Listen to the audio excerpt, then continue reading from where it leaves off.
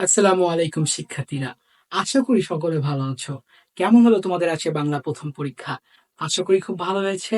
পূর্বে যে ক্লাস দিয়েছিলাম সেটা থেকে কতটা কি এসেছে অবশ্যই কমেন্টে জানিও। তোমাদের ভিতর হয়তো বা অনেকেই দেখতেছি একটা বিষয়ে খুব টেনশনে আছো যে এমসিকিউটা হয়তো বা খুব হার্ড হয়েছে। কিন্তু আমার মতে এমসিকিউটা হার্ডের থেকে আমি মনে করি স্ট্যান্ডার্ড হয়েছে। কারণ করোনাকালীন সময়তে আমরা এখনো একটা পূর্ণাঙ্গ পরীক্ষার ভিতর যেতে পারিনি। যার ফলে এই যে পরীক্ষার দ্বারা তোমার প্রশ্নের যে স্ট্যান্ডার্ড করা এইটাই আমাদের যে পূর্বের যে ফেজ সেটাতে রিকভারি করার এটা মোক্ষম সুযোগ। তাই তার কারণে বলবো যে আজকের বাংলা পরীক্ষা যে এমসিকিউ এটা খুব স্ট্যান্ডার্ড হয়েছে। কিন্তু যাই হোক, এখন কথা হচ্ছে আমাদের এরপরে যেটা রয়েছে সেটা হচ্ছে বাংলা দ্বিতীয় পরীক্ষা। এবং বাংলা দ্বিতীয় পরীক্ষা আমাদের অবশ্যই ভালো করতে হবে, কারণ বাংলা প্রথম পরীক্ষা আমাদের খুব আশানুরূপ হয় নাই। আমরা জানি যে দুইটা সাবজেক্ট মিলে যেহেতু আমাদের এ প্লাস কাউন্ট করা হবে, সেহেতু অনেকের হয়তো বা কোনো না কোনো কারণে বাংলা প্রথম পত্রে এ প্লাস মিস হয়ে যেতে পারে। তার কারণে তুমি আজকে এই ভিডিওটা দেখতে আসছো যে কিভাবে তুমি পড়লে বা কিভাবে করলে তোমার বাংলা সেকেন্ড পরীক্ষা খুব ভালো হবে। তো আজকের বিষয়ে আমি বাংলা সেকেন্ড পেপারের খুঁটিনাটি সকল বিষয়ে আলোচনা করবো, যেখানে যেখান থেকে মার্ক তুমি উঠাতে পারবে, তুমি মার্ক যেখান থেকে উঠাতে কিভাবে উঠালে ভালো মার্ক উঠবে সবকিছু নিয়ে কথাবার্তা বলবো। তো আশা করি সম্পূর্ণ ভিডিও দেখবে।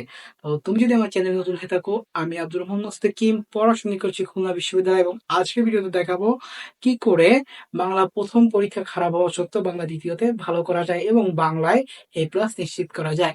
তো চলো শুরু করা যাক। তো প্রথমত আমার এই যেটা এটা আমি একটু মুছে ফেলি, কারণ এটার খুব একটা দরকার হচ্ছে না। এটা জাস্ট টাইটেল হিসেবে দিছি। তো আমরা জানি যে আমাদের বাংলা পরীক্ষা আছে হচ্ছে দুইটা অংশে বিভক্ত। অর্থাৎ আমাদের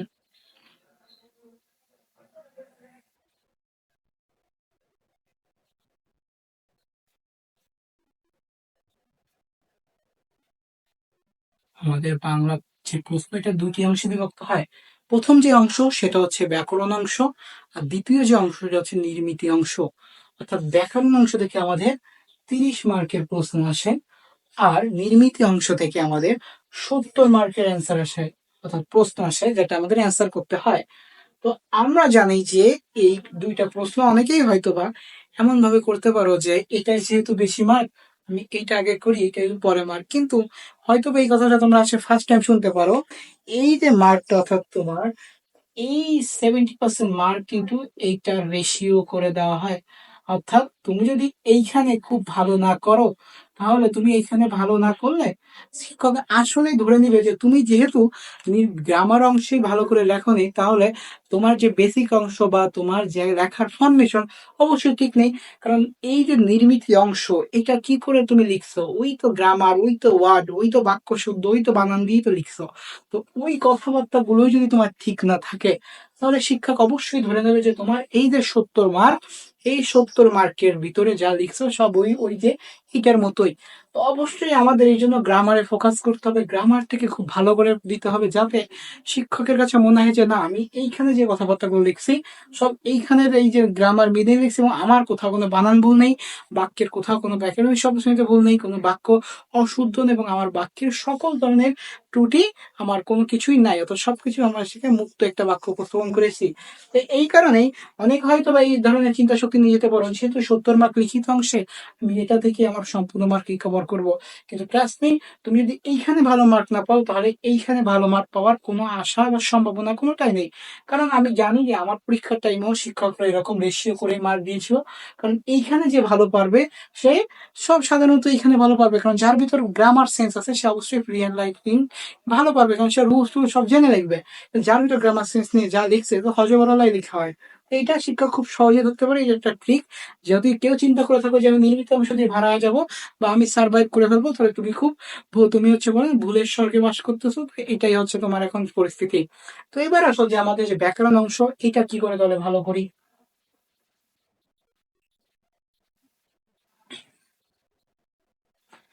তো আমরা ব্যাকরণ অংশে আমরা জানি আমাদের মোট আসে হচ্ছে 6টা টপিক। আমাদের 6টা টপিক ব্যাকরণ অংশে এসে থাকে।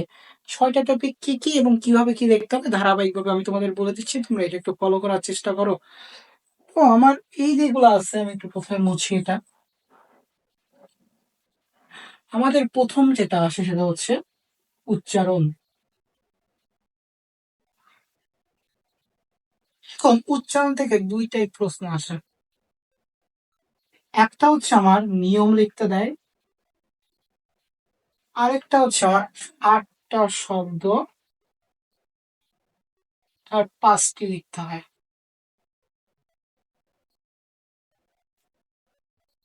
হয়তো অনেকের মনে হচ্ছে যে ভাইয়া পরীক্ষার আগে এইগুলো কেন বলতেছেন? আসলে এগুলো দরকার, কারণ সব জিনিস যদি না জেনে যাও পরীক্ষার আগে, তুমি এই জিনিসটা নিয়ে তোমার পূর্ণাঙ্গ মানুষের প্রশ্ন সম্পর্কে যদি আইডিয়া না থাকে সে কিন্তু সঠিকভাবে উত্তর করতে পারে না। যাই হোক, প্রশ্ন সম্পর্কে অবশ্যই তাদের ধারণা থাকা যোগ। তো আমি বললাম যে আমার উচ্চারণ থেকে দুইটা আছে, একটা হচ্ছে নিয়ম আর একটা হচ্ছে 8টি থাকে, তার 5টির উত্তর করতে হয়। এখন তুলনামূলক এই যে অংশটা, অর্থাৎ তোমার 8টি থেকে 5টি, এটা করা সহজ। এটা করা সহজ কেন? এটাই তোমার 8টা থেকে 5টা আসে, তুমি চাইলে 3টা বাদ দিতে পারো, কিন্তু তুমি এখানে যে নিয়মটা দেয় এটা কিন্তু তুমি এর বাইরে কাজ করতে পারবে না। তোমাকে যদি অয়ের নিয়ম দেয়, তোমার কিন্তু অয়ের 5টি নিয়ম লিখতে হবে। তোমাকে যদি অন্য কিছু নিয়ম, কিন্তু তোমাকে যদি এখানে সব 8টি শব্দ দেয় তুমি সেটা 5টি লিখতে হবে, অর্থাৎ তোমার কাছে 3টা অপশন অলরেডি আছে। এখন কথা হচ্ছে ভাই আমি তো এখানে একটা রুলস বললে হচ্ছে আর এখানে সবগুলো রুলস। হ্যাঁ, কারণ সবগুলো রুলস সম্পর্কে যদি তোমার ধারণা থাকে তাহলে তুমি শব্দের দিকে সুইচ করতে পারো। আর যদি এমন হয় গুটি কয়েক তুমি কয়টা পড়ে গেছো যেগুলা থেকে তুমি হয়তো বা তোমার সম্ভাবনা আছে যে এখান থেকে আসতে পারে, তাহলে তুমি নিয়মের দিকে সুইচ করো। এখন কথা হচ্ছে আমি যদি নিয়ম বা এটা লিখি তো আমি কি করে লিখবো? সব বিষয় আছে, খুঁটিনাটি কথা বলবো, যেহেতু পরীক্ষা, কোনো কিছু বাদ দিলে এখন হয়তো বা কাজে আসবে না। তো আমি যে কথাটা বললাম প্রথমে হচ্ছে আমি নিয়ম কিভাবে লিখবো, তাই তো আমার প্রথমটা ধরলাম আমি হচ্ছে নিয়ম। নিয়মটা লেখা হচ্ছে প্রথমত আমার ওই যে কথাটা লিখতে দিচ্ছে তার সম্পর্কে আমার 2টা লাইন লিখতে হবে। এই 2টা লাইন লিখলাম, 2টা লাইন লিখার পর এরপরে আমার প্রথম দ্বিতীয় 1 নম্বর দিয়ে আমি নিয়মটা লিখলাম। এবার যে নিয়মটা লিখছি তার একটা বা দুইটা সর্বনিম্ন একটা উদাহরণ তোমার দিতে হবে। অর্থাৎ তুমি একটা উদাহরণ কথা বললে তার দিয়ে তুমি শেষে যেমন তার উত্তর দিবে। তুমি 2 নম্বর দিলে দিয়ে এরকম দিলে, এরকম যেমন দিয়ে উত্তর দিলে। তুমি 3 নম্বর দিলে এরকম দিয়ে যেমন দিয়ে উত্তর দিলে। কারণ এইটা আর এইটা লিখলে, তুমি যে নিয়মটা লিখলে এইটা তুমি প্রয়োগ করতে পারো, এখানে তুমি যদি নাই দেখাতে পারো তাহলে তুমি কি নিয়ম লিখছো? তো এই কারণে তুমি যেই নিয়মই লেখো তার জন্য তোমার যেখানে প্রয়োগ বা এই শব্দগুলো আছে এগুলো লিখে দিয়ে আসতে হবে। এখন যদি তুমি উচ্চারণ লেখো সেটা তুমি কিভাবে লিখবে আমি তোমাকে দেখাই। তো এই থেকে তুলনায় এই উচ্চারণ কেন সহজ আমি তোমাকে বলি। তো আমি আগেই বলছি যে আজকে দেখাবো যে কিভাবে লিখবে বা না লিখবে। তোমরা হয়তো বা পরীক্ষার হলে পেন্সিল নিয়ে যাও, নাকি হয়তো বা কলম নিয়ে যাও, তো যে যেটাই দিয়ে নিয়ে যাও। আমি একটা জিনিস ফলো করি, সেটা হচ্ছে উচ্চারণ লেখার সময় আমার পরীক্ষার সময় ফলো করতাম, আমি বক্স করতাম, এরকম একটা বক্স করতাম। যদিও তেরা দেখা হচ্ছে এখন, এরকম বক্স করে আমি এরকম 5টা ঘর আঁকতাম, ঘুরে এঁকে এখন এইখানে দেখতাম প্রদত্ত শব্দ, আর এইখানে দেখতাম উচ্চারণ।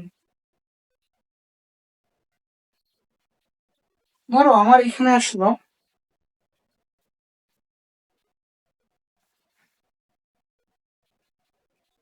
এবার আমি এটার উত্তর কিভাবে করব?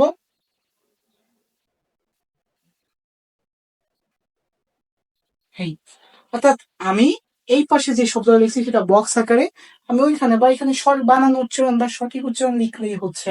বা তোমার যে কোনো একটা শব্দ আসলো, তুমি এটা লিখলে, লিখে তুমি এই পাশে লিখলে। তোমার এখানে আরেকটা শব্দ আসলো, ধরো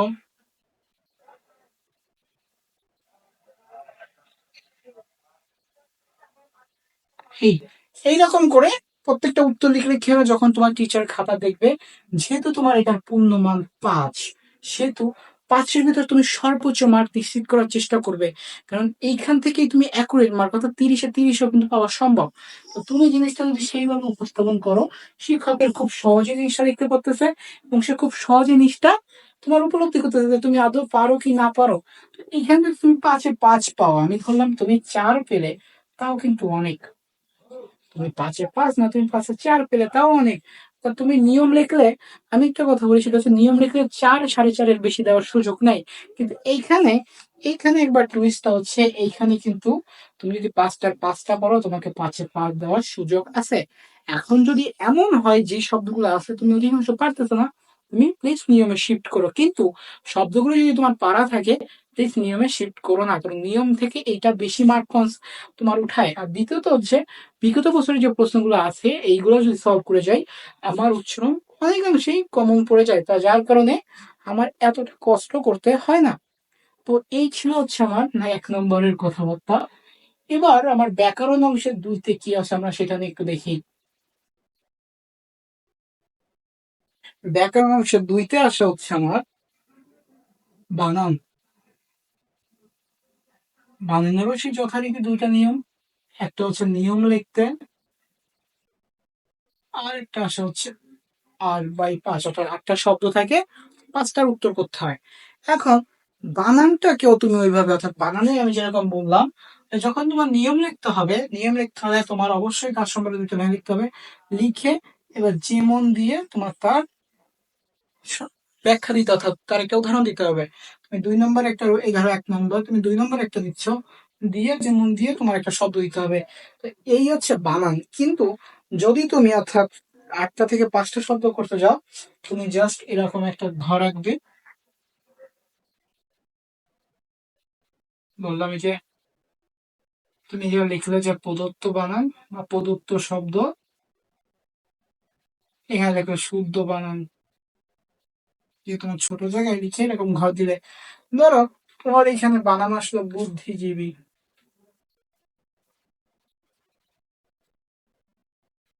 তুমি এটাকে সঠিকভাবে লিখলে। হয়তো বা আমি ভুল লিখতে পারি, কিন্তু এই যে বানানটা, অর্থাৎ এইটা তুমি এইভাবে লিখলে, বা তোমার যেই বানানটাই আসুক তুমি এটা সেইভাবে লিখলে। তো এইভাবে যদি লেখো, যে উচ্চারণের মতো কথা বললাম, আর মার্ক আমাদেরটাই সেম, মানে একদম কোনোভাবেই কাটার কোনো সুযোগ নাই। এবার 3 নম্বরে আমাদের কি আসে? 3 নম্বরে আসা হচ্ছে আমাদের ব্যাকরণিক শব্দ শ্রেণী, অর্থাৎ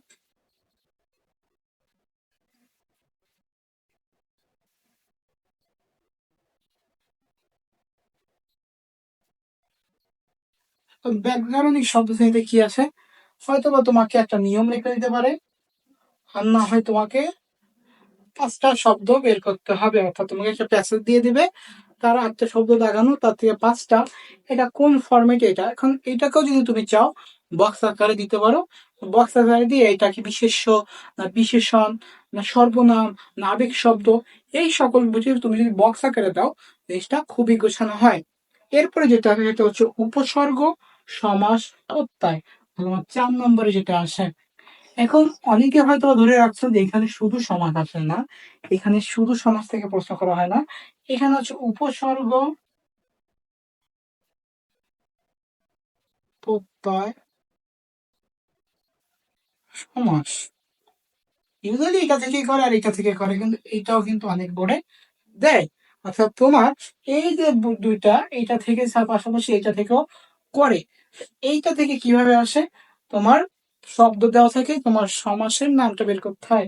প্রকৃতি প্রত্যয় তো এরকম ভাবে যে কোন প্রকৃতি কোন পথে ব্যাখ্যা করতে হয়। আর উপসর্গ নিয়ে বেশিরভাগ ক্ষেত্রে আসে, যে উপসর্গের অর্থবাচকতা আছে, অথবা এই যে প্রশ্নটা উপসর্গ বিভিন্ন ব্যাখ্যা এটা আছে। এখন যদি সমাস আসে, সমাসটাকে কিভাবে আমরা লিখবো? সমাজটা লেখার জন্য সর্বপ্রথম আমাদের যেটা প্রয়োজন, বা আমাদের অবশ্যই সবগুলো নাম্বারিং দিবা। এবার একটা বক্স করলাম, ঘরটাকে 3টা ভাগে ভাগ করবা। এইখানে দিবা প্রদত্ত শব্দ, অর্থাৎ তোমার যে শব্দটা আছে। এরপরে এইখানে দিবা ব্যাস বাক্য। আর অর্থাৎ যেমন আমাদের কি, আমাদের আছে যেমন 4 পায়ের সমাহার চৌপায়া, বা 4 রাস্তার সমাহার চৌরাস্তা, অথবা পদ্মকমলের ন্যায় পদ্মকমল, অথবা আর যা আছে নদীর উপর, সরি, রূপ মাঝি, রূপ রূপক কর্মধারায় যেটাগুলো আছে, আর বহুব্রী আছে, অর্থাৎ বহুব্রী আছে যার, বহুব্রী। এই যে কথাবার্তা, এই যে সম্প্রসারিত, এটাই এখানে বাক্যটা ওরা লিখবে, অর্থাৎ ব্যাস বাক্য যেটাকে বলে। আর এখানে দিবা সমাসের মার্ক। এখন কেউ যদি জাস্ট ব্যবহৃত শব্দ আর এইটা লিখতে পারো, অর্থাৎ সম্পর্ক, কিন্তু সে এটা পারতেছো না, সে কিন্তু 0.5 মার্ক পাচ্ছ। অর্থাৎ কেউ যদি তোমার হাফ লিখো, হাফ না লিখো, তার জন্য হয়তো আমি ওখানে লিখে দিচ্ছি, এই যে ঘর, এখানে হবে প্রদত্ত শব্দ, এইখানে হবে হচ্ছে সম্প্রসারিত বা ব্যাস বাক্য, আর এখানে হবে হচ্ছে সমাসের নাম। এইভাবে যদি সমাস লেখো, তোমাকে 5-এ 5 দিতে শিক্ষক বাধ্য। তুমি যদি প্রশ্ন লিখো, প্রশ্ন লিখলে কিন্তু শিক্ষক খুব একটা সহজে তোমাকে কত মার্ক দিতে পারবে না। এরপরে যেটা আছে সেটা হচ্ছে আমাদের ব্যাকরণী, বাক্যতত্ত্ব। বাক্যতত্ত্বেরও এরকম একটা নিয়ম, অথবা তোমার 8টা থেকে 5টা লিখতে হয়। তো বাক্যতত্ত্বের যেইগুলো ওইগুলো একটু খুব সাবধানে করবা। অর্থাৎ বাক্যতত্ত্বের গুলো তুমি বক্স আকারে না করো, এটাকে আমি বলবো তুমি প্রশ্ন তুলবা, উত্তর করবা। অর্থাৎ তুমি 1 নম্বর দিছো, দিয়ে প্রশ্নটা তুললে, অর্থাৎ আমি তো এটা দিয়ে আবার সময় সময় দিয়ে নিচে উত্তরটা লিখে দিলে। আর প্রশ্ন তুলে লিখলে হবে কি, তুমি শিক্ষককে খাতাটা যতটা ইজি ভাবে দিবা, অর্থাৎ তোমার এই যে গ্রামার 40 থেকে 50 মিনিটে কভার হয়ে যাবে। এর জন্য আহামরি তোমার যে টাইম যাচ্ছে না, 40 থেকে 35 মিনিটের ভিতরে এটা শেষ করে ফেলবা। জাস্ট এইগুলো কেন বলতেছি, জিনিসটা রিপ্রেজেন্টেশন খুব ভালো, এবং আহামরি সব তুলতে যে সময়টা খেয়ে ফেলো না। অবশ্যই সময় হাতে রেখে কাজ করতে হবে, কিন্তু এই যেটা করবা এইটা যেন খুবই গোছানো। আর শেষে যেটা থাকে সেটা হচ্ছে বাক্য শুদ্ধি। বাক্য শুদ্ধি সম্পর্কে যেটা বলবো, অর্থাৎ বাক্য শুদ্ধিতে যদি এতকর লাইন লিখলাম, বাক্য শুদ্ধি।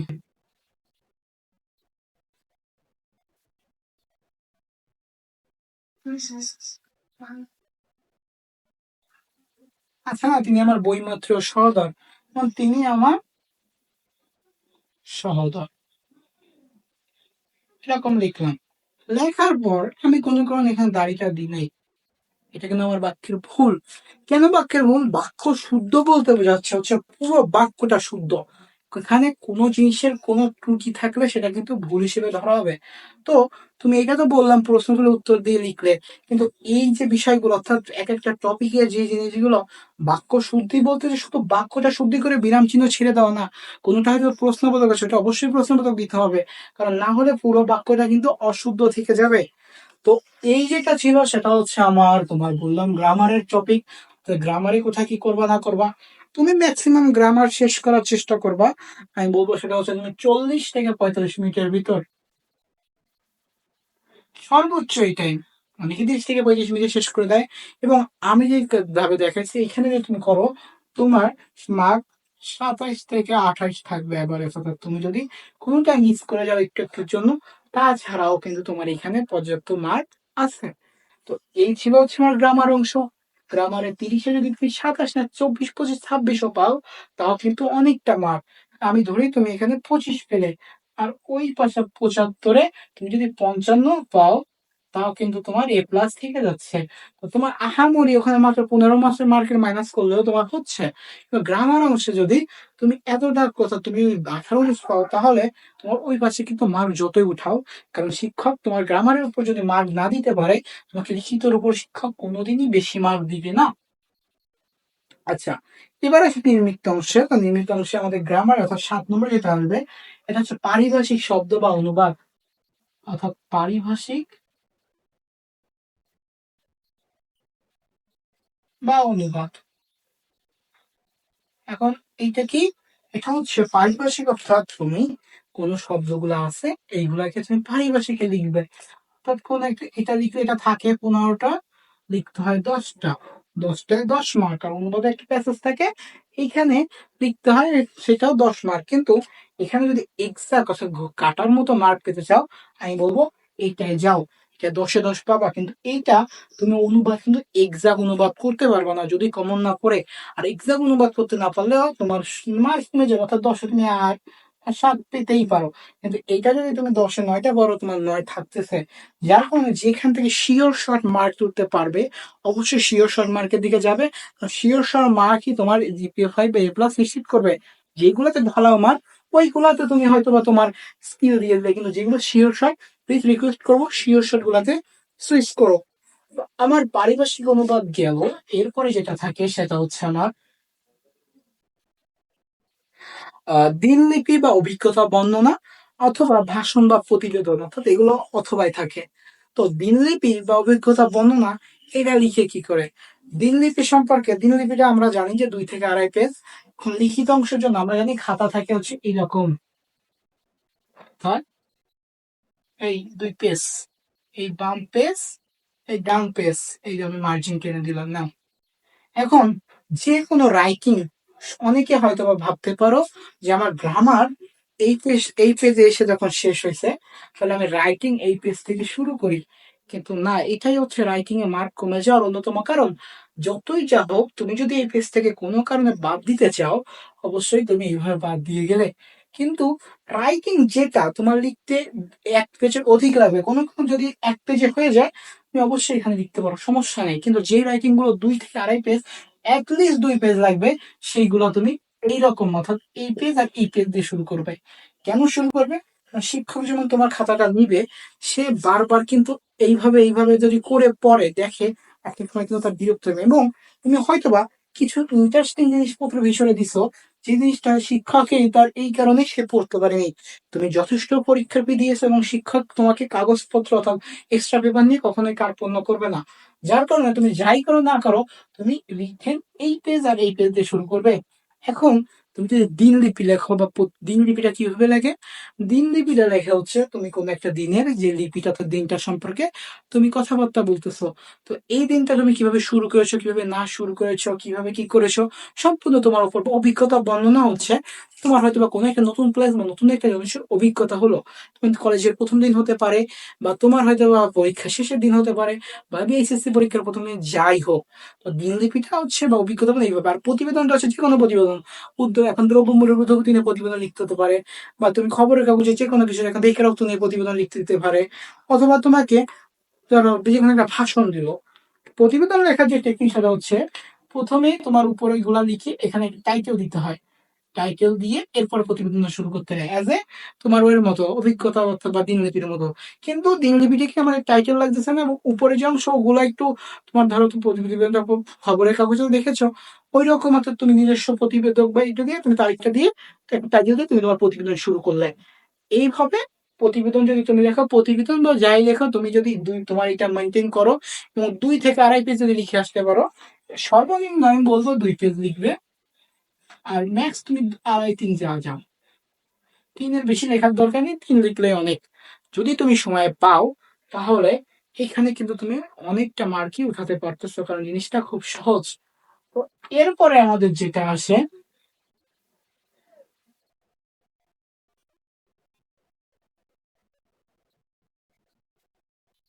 বৈদ্যুতিন চিঠি বা খুদে বার্তা অথবা পত্র লিখন বা আবেদন।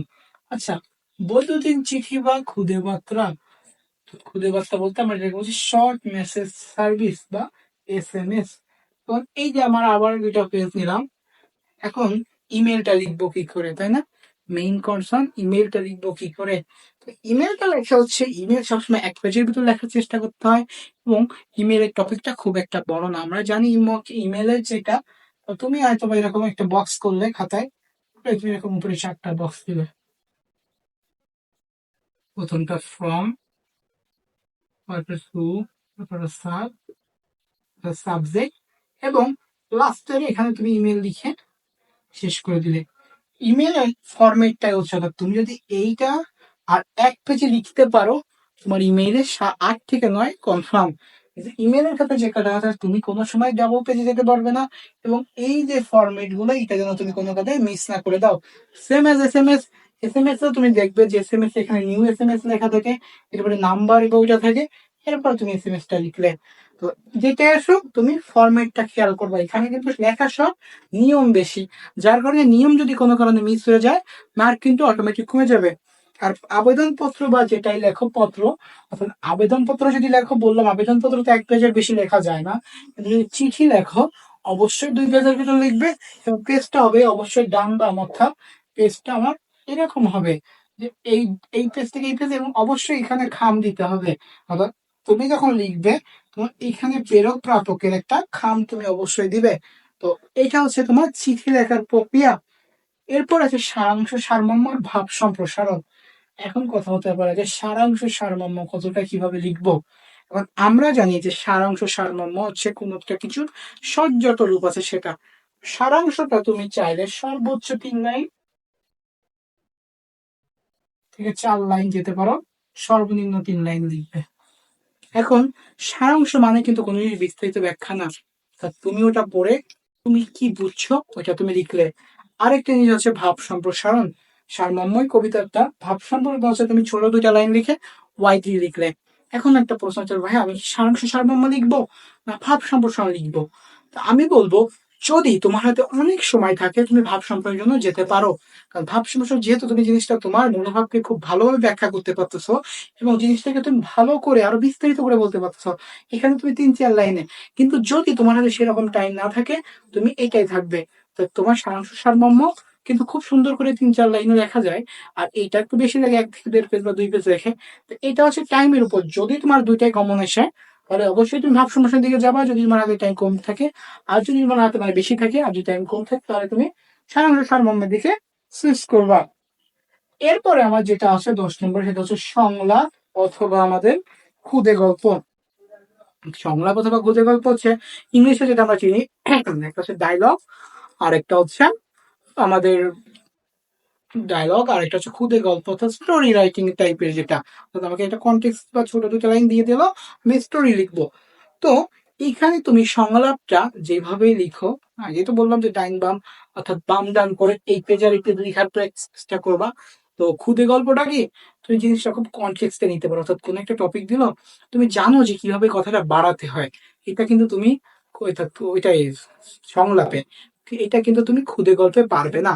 সংলাপটা যখন তুমি যাও কারোর সাথে কথা বলতেছো, এই জিনিসটা তোমার যখন আসবে তুমি তার সাথে কিন্তু আরো একটু কথা বাড়াতে পারো, তুমি চাইলে 2 থেকে 3 পেজ লিখতে পারো। কিন্তু যখন তুমি খুদে গল্পে যাচ্ছ, তুমি একটা গল্প যখন বিল্ড আপ করতেছো, হয়তোবা যদি তোমার সম্পর্কে ন্যূনতম আইডিয়া না থাকে ওই আইডিয়াটা গল্প সম্পর্কে তুমি কিন্তু আগাতে পারবা না। তার কারণে আমি বলবো যদি কমন আসে তাহলে যেটা কোনো একটা ইচ্ছা লিখো, কিন্তু যদি না আসে তাহলে অবশ্যই সংলাপের দিকে সুইচ করো। কারণ সংলাপ লিখলে তুমি জিনিসটাকে তুমি বেশি ইম্প্যাক্টফুল করতে পারবা। এবং লাস্টে যেটা আছে সেটা হচ্ছে রচনা। রচনা তুমি কয় পেজে লিখবা, রচনার পয়েন্ট গুলো একটু এখন দেখে রাখো। রচনা আমি বলবো অ্যাটলিস্ট 8 থেকে 10 পেজ লেখো, যদি হাতের লেখা ভালো হয়। আর যদি হাতের লেখা বড় ছোট হয় তাহলে একটু বেশি লেখো, কারণ সে তো 20টা মার্ক। তুমি এতগুলা পেজ না লিখলে আমি বলবো রচনায় তুমি 14 থেকে 15 পাওয়ার মতো যদি না লেখো তাহলে কোথা থেকে দিবে। রচনায় কেউ 5-6 পেজ লিখলো তাহলে 10 দেয়, কিন্তু 10-এ তো আর তোমার সন্তুষ্টি হলে হবে না, কারণ তোমার প্রথম পত্রে মার্ক উঠাতে হবে।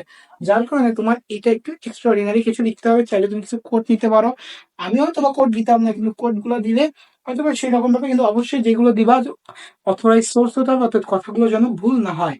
তো এই ছিল হচ্ছে বাংলা দ্বিতীয় খুঁটিনাটি। বাংলা দ্বিতীয় সম্পর্কে যা যা বললাম না বললাম, গ্রামার অংশ যা বললাম সেটা হচ্ছে তোমার প্রথম আছে উচ্চারণ, 2টা নিয়ম থাকবে, তাহলে একটা নিয়ম আর একটা শব্দ। তুমি যাই লিখো উচ্চারণটা একটু বক্স করে লিখলে বা একটু কুচিয়ে লিখলে মার্ক পেতে পারো। এরপরে সে বানান, তুমি বানান লিখতে পারো, তো বাংলা একাডেমি প্রয়োজন বানান বা বানান থেকে শব্দ, এরপর ব্যাকরণ শব্দ শ্রেণী, ওইটাও নিয়ম আসে। এবং পাশাপাশি তোমার আসা হচ্ছে শব্দ, অর্থাৎ অনেক সময় প্যাসেজ থেকে লিখতে, অনেক সময় লাইন বাই লাইন দিয়ে বলে এটা কি শব্দ, কি শব্দ, আবেগ শব্দ, অথবা কারো নাম। রহিম কি, রহিম কারো নাম বিশেষ্য, অথবা কোনো কাজ ক্রিয়া চলিতেছে এটা কি ক্রিয়া। এরকম এরকম প্রতিটা শব্দ নিচে আন্ডারলাইন দিয়ে বলে এটা কি। এরপরে যেটা আছে প্রত্যয় সমাস, আর একটা হচ্ছে উপসর্গ।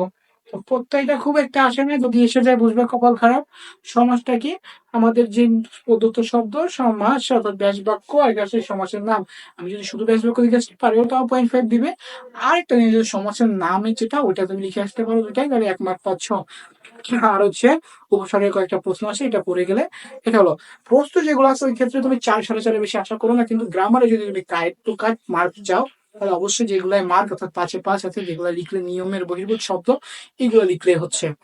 তারপরে কি আছে আমাদের বাক্যান্তর, অর্থাৎ বাক্য ষড়যুক্ত, যৌগিক, অস্তিবাচক, নেতিবাচক বা আদেশমূলক, নির্দেশমূলক, এইগুলা রূপান্তর, অথবা তোমার এই সম্পর্কে একটা ব্যাখ্যা অর্থাৎ প্রশ্ন দিয়ে দিল।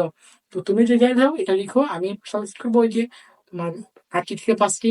লাস্ট হচ্ছে বাক্য শুদ্ধি, অর্থাৎ বাক্য শুদ্ধি সম্পর্কে তোমায় জিজ্ঞাসা করলো। এরপরে আছে কি আমার নির্মিত অংশ, অর্থাৎ এই 30 মার্কে।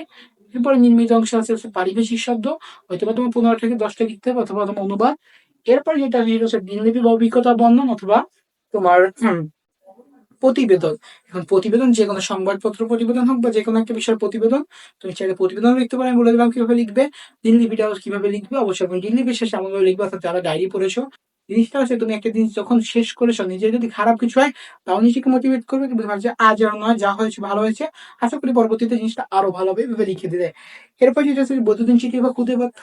বৈদ্যুতিন চিঠি বা খুদে বার্তা খুব ছোট লেখা, জাস্ট টপিক অত বেশি লেখা দরকার নেই, কিন্তু একটা ফরম্যাট আছে, ফরম্যাটটা ফলো করলেই এনাফ। আর পরে যেটা আছে তো পত্র বা আবেদনপত্র, আবেদনপত্র তো তোমার ছোটবেলা তো অনেক লিখছো, তো যদি চাও কেউ আবেদনপত্র লিখতে লিখতে পারো। এবং তাছাড়া যে পত্র লিখলে অবশ্যই খাম দেবে, প্রেরক প্রাপক দিয়ে যা যা আছে, এই যে আনুষঙ্গিক কথাবার্তা, এগুলো তো আগে পরে তোমরা ছোট থেকে বহুতবার লিখছো আবেদনপত্র, এগুলো ঠিক থাকবে যেন। এরপর যেটা আছে সমস্যা সবসময় মর্ম বা ভাব সম্প্রসারণ অথবা, তো যদি আমি বলছি যদি তোমার হাতে অনেক সময় থাকে অবশ্যই ভাব সম্প্রসারণে সুইচ করবা, আর যদি খুব কম সময় থাকে তাহলে সমস্যা সারমর্ম যেটাই আছে ওটা লিখে দিবা। সারমর্ম আসার সম্ভাবনা বেশি, যেটাই আসে ওটা খুব সুন্দর করে লিখো। এরপরে যেটা হচ্ছে সংলাপ রচনা অথবা খুদে গল্প। এবং খুদে গল্পটা থেকে সংলাপে আমি বললাম কেন, সংলাপটা তুমি একটু বেশি লিখতে পারবা তোমার অন্যান্য থেকে। সংলাপ খুদে গল্প যদি তুমি গল্পটা না ধরতে পারো বা তুমি যদি পয়েন্ট না ধরতে পারো তুমি আগাতে পারবে না, কিন্তু সংলাপে কিন্তু তুমি কথা পেঁচাতে পারো। অর্থাৎ তুমি যদি আমাকে বলে বৃক্ষ রোপণে, তুমি এখন বলো বন্ধু এত রোদ, এই কিভাবে আমি এটা সম্ভব করবো, বা এত রোদ কেন বন্ধু, বা পরিবেশে এত শ্বাস নিতে কষ্ট হচ্ছে, যে কোনো না কোনো ভাবে তুমি কথা কিন্তু আগাতে পারতেছো। আর শেষে প্রবন্ধ রচনা 5টা থাকবে, তার থেকে একটা করতে হবে, এই কথাটা আমি মিস করে গেছি। তো যেটা আসুক তুমি জানো যে কি কি আসতেছে, তুমি সাজেশন দিয়েছি আমি, এখনো ওইভাবে দিই না, কিন্তু তোমরা এরপরে যা যা আছে এগুলো একটু ফলো করো, যা আশা করি খুব ভালো হবে। অ্যাটলিস্ট 10 থেকে 12 পেজ বা 8 থেকে 10 পেজ দেখো, তোমরা যে 4-5 পেজ লেখো তাও 10 পাবে, কিন্তু এরপর যে পেজগুলো লিখবে এরপরে কি হবে যে তোমার যে লেখার মান এটা বাড়াবে। কিন্তু অবশ্যই লেখার মানটা ঠিক রেখো, পেজ পেজ গুনে কোনদিন মার্ক দেয় না এটা আমিও জানি, কিন্তু লেখার ভিতরে যেন এমন কিছু থাকে যা তোমার পড়াশোনাকে বা তোমার টিচারকে আরো পড়তে আগ্রহী করে। তো এই ছিল বাংলা সেকেন্ড পেপার ওভারঅল। এরপরে আর যে পরীক্ষা আছে সবকিছু নিয়ে ভিডিও হবে। তো ভিডিওটি কেমন লেগেছে অবশ্যই জানাবে। আরেকটা কথা, মানুষ মাত্রই ভুল হতে পারে, যা যা বলেছি অনেক কিছু আছে ভুল বলে ফেলেছি, বলি তো সবসময় যে হিট অফ দ্য মোমেন্ট অনেক কথা বের হয়ে যায় যা হয়তো বা বলতে চাইনি, বা যা হয়তো বা আমার কোনো সময় বলার ইচ্ছা ছিল না। তো এইগুলো যদি কিছু বলে থাকি তাহলে তুমি অবশ্যই কমেন্টে ধরিয়ে দিবে।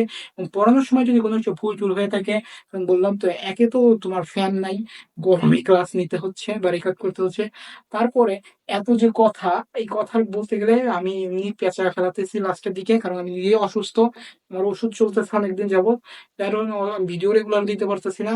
তো তারপরে যেহেতু তোমাদের পরীক্ষা তোমাদের দিতে হবে, তারপর অবশ্যই দিচ্ছি এই জন্য। তো দেখা হচ্ছে এবার ভিডিও, ক্ষেত্রে সুস্থ থাকো, সুন্দর থাকো, পড়াশোনার সাথে থাকো, যা যা বলছি একটু কাইন্ডলি সবকিছু ভালো করে মাথায় নিয়ে যাও। আর জানো যে এইটাই শেষ সুযোগ নয়, অর্থাৎ এই পরীক্ষায় যদি আমার বাংলা প্রথম পত্র খারাপ হয়েছে যার ফলে সেকেন্ড পত্র খারাপ, এমন না, আমি সেকেন্ড পত্রতে রিকভার করে বাংলায় A+ নিশ্চিত করবো। তো সেই অবধি সুস্থ থাকো, সুন্দর থাকো, পড়াশোনার সাথে থাকো। আসসালামু আলাইকুম।